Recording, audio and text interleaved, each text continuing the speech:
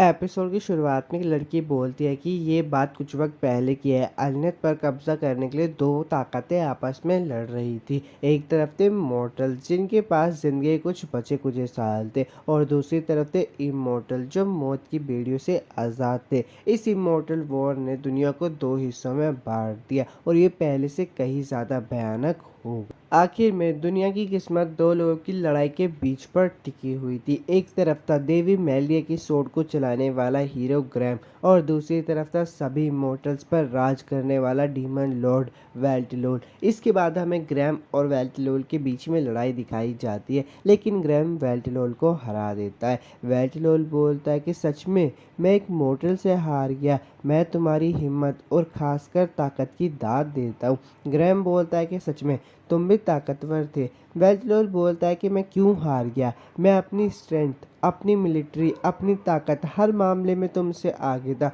तो बताओ मुझे मैं क्यों हार गया।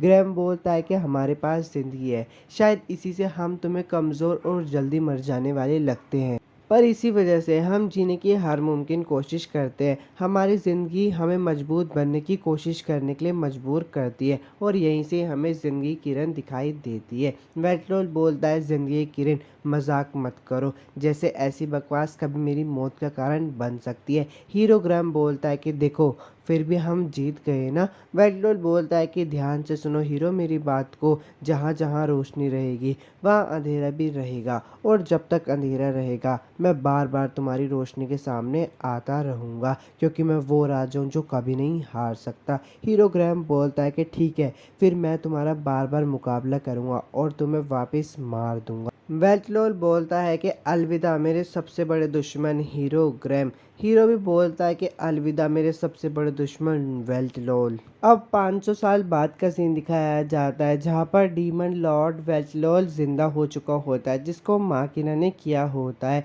डीमन लॉर्ड उठ जाता है। माकिना बोलती है कि मैं इस पल का पिछले 500 सालों से इंतज़ार कर रही थी, और मुझे माफ़ करना, मुझे आपके सामने ऐसे कपड़ों में आना पड़ा। वेल्टिलोल बोलता है कोई बात नहीं, ये बताओ अभी हम कहाँ पे। माकिना बोलती है कि हम पुराने शिनजुकू के स्टेशन के नीचे है। वेल्टिलोल बोलता है कि कोई बात नहीं। माकिना मेरी बात को ध्यान से सुनो, डीमन लॉर्ड अब वापिस लौट आया है, एक बार फिर एलनेट पर हुकूमत करने में मेरी मदद करना। माकिना बोलती है कि मुझे इसी बारे में आपको कुछ बताना है। वेल्टिलोल बोलता है क्या। माकिना बोलती है कि जिस दुनिया पे हम राज करने वाले थे वो तो पहले ही ख़त्म हो चुकी है। लगभग 80 साल पहले हमारी दुनिया अलनेत और दूसरी डायमेंशन की दुनिया अर्थ किसी वजह से आपस में जुड़ गए, जिसकी वजह से बहुत सारे बदलाव आए। पहले 3 साल में 90% आबादी ख़त्म हो चुकी थी। नेशनल गवर्नमेंट ने काम करना बंद कर दिया और सिटीज़ और स्टेट इंडिपेंडेंट तरीके से आगे बढ़ने लगे। हम जिस एरा में अभी है वहाँ का हाल यही है। अर्थ के इंडस्ट्रियल सिविलाइजेशन के पास एडवांस टेक्नोलॉजी थी, जबकि एलनेट की मैजिकल सिविलाइजेशन के पास मैजिक टेक था।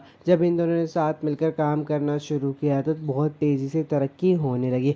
वेल्टिलोल जब उस खंडर से बाहर जाता तो देखकर बहुत ज़्यादा हैरान हो जाता है और बोलता है कि यकीन नहीं होता, मॉर्टल्स ने इतनी ज़्यादा तरक्की कर ली। तभी एक आदमी माकिना से टकरा जाता है और बोलता है कि देखकर चलो। वेल्टिलोल बोलता है कि मुझे माफ़ करना, मेरा ध्यान यहाँ नहीं था, मैं कुछ सोच रहा था। लेकिन यहाँ के इंसानों को इतना भी नहीं पता कि वो किससे टकरा रहे हैं, लगता है शायद मुझे इन लोगों को बताना पड़ेगा। वेल्टिलोल अपने मैजिक का इस्तेमाल करता है, लेकिन उसका मैजिक कैंसिल हो जाता है। वेल्टिलोल बोलता है कितनी अजीब बात है। माकिना उसे बताता है कि सिटी में ग्रैंड मैजिक का इस्तेमाल करना मना है। तभी वहाँ पे सायरन बजने लग जाते हैं। माकिना बोलता है कि आपको मेरे साथ यहाँ से जाना पड़ेगा। वेल्टिलोल बोलता है कि मुझे भागना क्यों पड़ रहा है। माकिना बोलती है कि प्लीज़ मेरे साथ चलो। अब माकिना और डीमन लॉर्ड बैठकर बात कर रहे होते हैं। तभी वेल्टिलोल माकिना से पूछता है कि बताओ Marcus of the blood arts का क्या हुआ। लेकिन माकिना तो बात को घुमा देती है और पूछती है कि आपको प्यास लगी है क्या।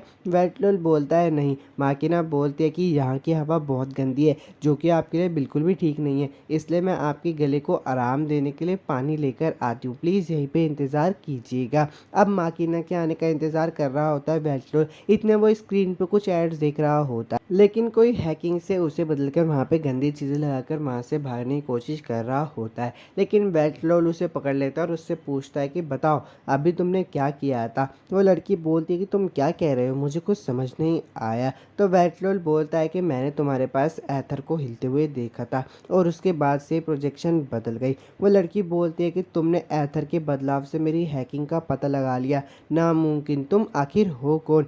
वेट्रोल बोलता है कि मैं डीमन लॉर्ड हूँ। वो लड़की बोलती है कि सच में।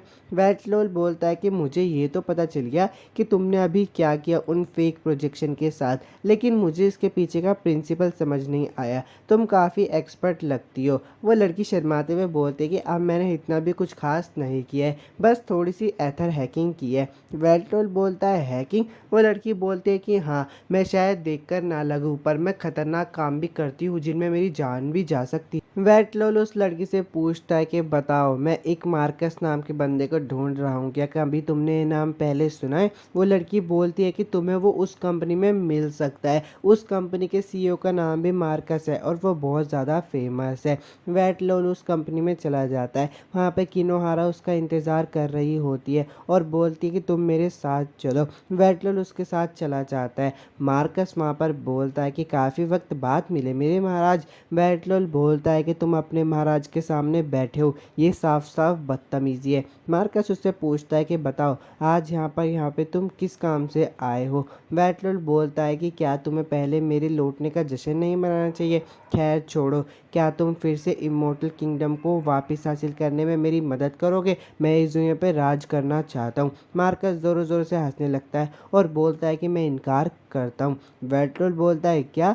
मार्कस बोलता है कि मैं इनकार करता हूँ। वेटलोल को गुस्सा आ जाता है और बोलता है कि तुमने बदतमीज़ी की, अब उस बदतमीज़ी का इंजाम भुगतो, और उस पर अटैक करने वाला होता है। लेकिन तभी किनोहारा उस पर अटैक कर देती है। मार्कस बोलता है कि रुक जाओ किनोहारा, इसको मैं संभाल लूँ। मार्कस बोलता है कि तुम बहुत ज़्यादा कमज़ोर हो गए हो, इस तरह के घाव तो तभी सील हो जाते थे जब तुम्हें कट लगता था, बिना खून की बूंद ज़मीन पर गिरे, और तुम कह रहे हो कि तुम्हें दुनिया पे राज करना है। प्लीज़ मुझे हंसाना बंद करो। जो विश्वास तुम्हें सपोर्ट करता था, जो डर तुमने बनाया हुआ था, वो अब सब कुछ भुला दिया गया है। मैं किसी ऐसे कमज़ोर आदमी के सामने सर नहीं झुकाऊंगा, तो प्लीज़ मेरी नज़रों से दफ़ा हो जाओ। और हाँ, अगर तुम मुझसे भीख मांगते हो तो मैं इस बारे में सोचूंगा। वेटलॉर्ड को गुस्सा आ जाता है और वो गुस्से में बोलता है कि तुम्हें पता होना चाहिए कि तुम मुझसे कभी नहीं जीत सकते हो। मार्कस बोलता है कि तो कोशिश करके देख लो। वेटलॉर्ड उस पर हमला कर रहा होता है, लेकिन मार्कस बहुत तेज़ी से उन्हें डिफेंड कर रहा होता है। वेटलॉर्ड बोलता है कि तुम ये क्यों कर रहे हो मार्कस। मार्कस बोलता है कि तुम्हें क्या लगा कि मैंने तुम्हारे लिए वफादारी की सच में कसम खाई थी, मुझे तो तुम हमेशा से ही पसंद नहीं थे। वेटलॉर्ड बोलता है कि इसका मतलब मैं इतने समय से सच्चाई से अनजान था। मार्कस बोलता है कि अब तुम्हें पता चल गया ना, अब तुम मेरी नज़रों से दफ़ा हो जाओ, और अपने ब्लड सोर्ड का इस्तेमाल करके वेटलॉर्ड को बिल्डिंग से नीचे फेंक देता है। नीचे वेटलॉर्ड जख्मी होता है और बोलता है कि मेरी रीजनरेशन बहुत ज़्यादा स्लो हो रही है। अब वो कुछ गुंडों से भी टकरा जाता है और वो गुंडे भी उसकी पिटाई करके चले जाते हैं। माकिना आती है और वेटलॉर्ड को ढूंढकर अपने साथ ले जाती है। माकिना बोलती है कि मुझे माफ़ कर देना। वेटलॉर्ड बोलता है कि तुम क्यों माफ़ी मांग रही हो। माकिना बोलती है कि मैं आपको मार्कस की सच्चाई बताने के बारे में बहुत हिचकिचा रही थी। तो वेटलॉर्ड बोलता है कि कोई बात नहीं, अगर तुम ये मुझे बता भी देती तो फिर तो मेरी मार्कस से मिलकर ये सारी बातें पक्का करने की और इच्छा होती, तो कोई बात नहीं। अब माकिना वेटलॉर्ड को अपने घर पर लेकर आ जाती है। वेटलॉर्ड बोलता है कि मैंने इतना छोटा स्टोर रूम आज तक नहीं देखा। माकिना बोलती है कि नहीं, ये छोटा कमरा ही मेरा घर है। वेटलॉर्ड हंसते हुए बोलता है कि मजाक मत करो। माकिना बोलती है कि मेरी सैलरी बहुत ज़्यादा कम है। वेटलॉर्ड उससे पूछता है कि तुम यहाँ पे बहुत समय से रह रही हो। तो माकिना बोलती है कि हाँ। वेटलॉर्ड उसके पास जाता है और उसे बोलता है कि तुम्हारी वफादारी मेरी आंखों में बस गई है, तुमने मेरी बहुत अच्छी सेवा की है, तुम्हारा शुक्रिया। तो माकिना बोलती है कि मैं इतनी भी तारीफ़ की हकदार नहीं हूँ। और यार एपिसोड 1 यहीं पे ख़त्म हो जाता है। अगर आपको वीडियो अच्छी लगी तो यार लाइक और सब्सक्राइब करना। मिलता हूँ आपसे नेक्स्ट वीडियो में।